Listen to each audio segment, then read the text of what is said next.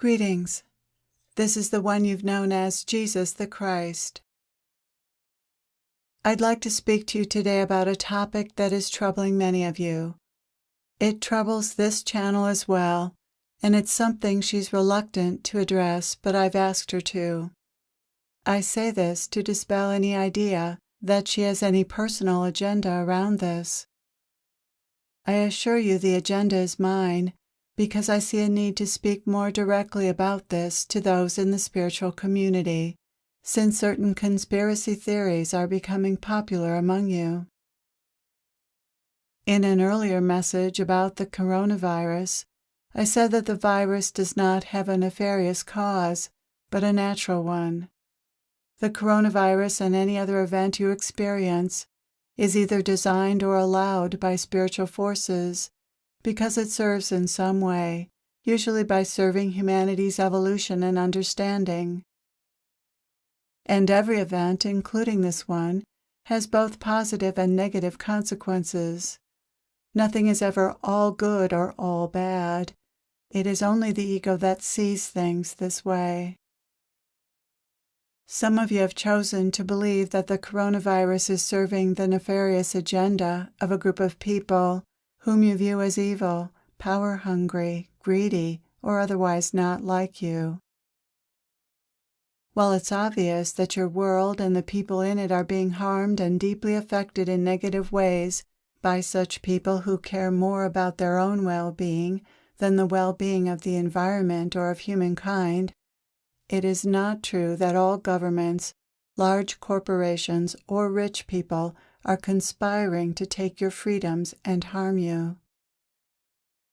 Let me tell you a little about those in the world who are greedy and ego-driven, and the non-physical forces who work through them to bring about the harm that they do.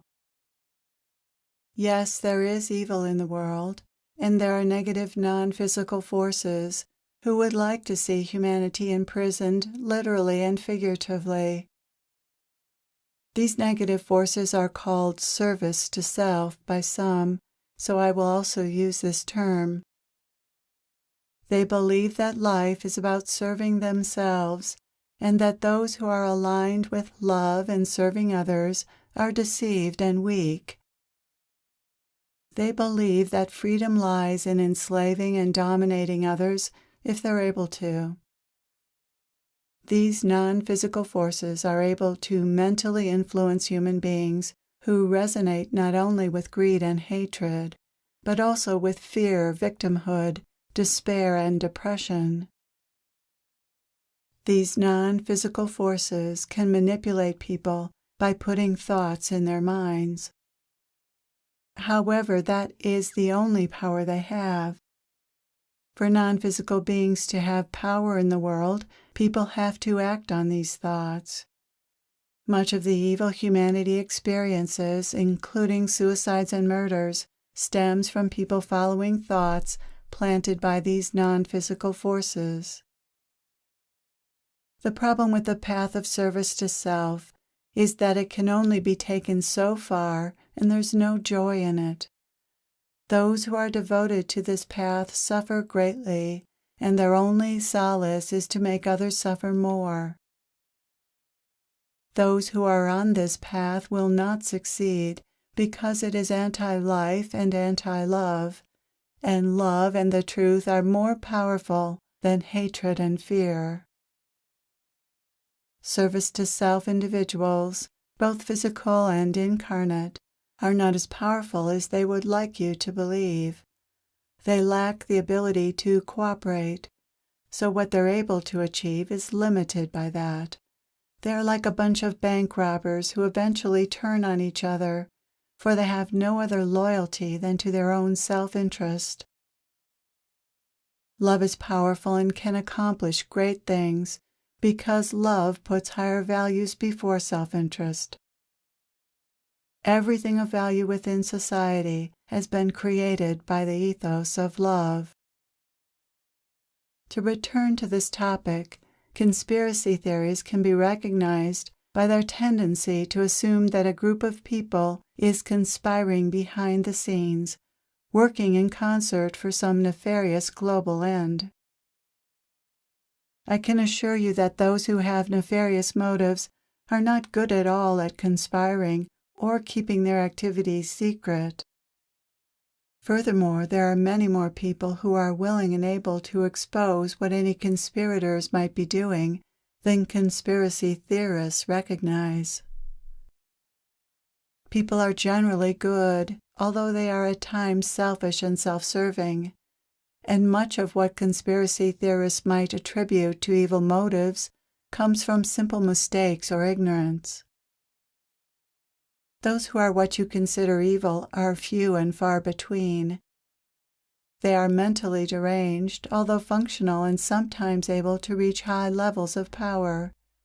They are the malignant narcissists described by psychiatry, people such as Hitler, Saddam Hussein, and other brutal dictators. And there are your usual criminals, which are generally not that clever or successful. The rest of humanity is subject to the usual kind of ego, selfish but able to keep their ego in check and largely heeding the rules and laws set down by society. These individuals, ordinary individuals, are also capable of great heroic and unselfish acts when that's called for. Then there are those who are in the minority, who are not ruled by their egos but who are awakened and can clearly see the damage that the ego does within the human condition. These people are rarely in positions of power and not seen by those in power as having anything to offer society. Those on the spiritual path, however, do look to such individuals for guidance. Many of you, however, are looking to other egos for understanding about how to see the world, and you're falling prey to their view and to a more nefarious view, one that is not true. Negative forces, both physical and non-physical, have one formidable weapon at their disposal, and that is fear. It's easy to stir up fear in human beings, especially in a crisis like the one you're experiencing. It is especially easy to stir up fear with lies. When you can tell an overwhelmingly negative story through embellishment and lies, you can stir up a lot of fear. This is what your ego does all the time. It tells part of the truth, the negative, scary part, and leaves out what is good, bounteous, and supportive about life. It paints people as all bad or all good, when the truth is more complex than that. The ego blames others and groups of people for its problems, when that is neither the truth nor the solution to one's problems. This is a dangerous time because lies are running rampant throughout your society, and consequently fear. Conspiracy theories empower evil in a number of ways. They portray the element of evil, both physical and non-physical actors, as more powerful than evil actually is. Love and goodness is far more powerful. Conspiracy theories tell an untrue story, one much more negative than the truth, which frightens you and makes you feel victimized and powerless. This puts you in a lower state of consciousness, and voila, that was their goal all along. From that state of consciousness, who knows what you'll do? You are under their spell. My teachings and other spiritual teachings are for the purpose of raising consciousness. That may seem unimportant to some of you in light of what you see as terrible things unfolding in your world. What can higher consciousness do, after all, in the face of such evil, you may ask? That question belies a certain helplessness and belief in evil that is part of the problem. The answer to this question is that only if you are in a higher state of consciousness can you discern the truth and know what action to take in the world against the negative forces that do exist, or other types of actions that would make this a better world. The world will only be changed for the better through love. This is not some airy-fairy philosophy but the remedy for your problems. As long as enough people maintain a higher state of consciousness, which includes things like rationality and compassion, the result of a developed prefrontal cortex, you will find your way through any difficulties. When you operate from a higher state of consciousness, you will see clearly and find the solutions you need to your problems. You will be able to receive guidance and solutions to your problems from higher non-physical forces, such as ourselves, who are working with and guiding humanity.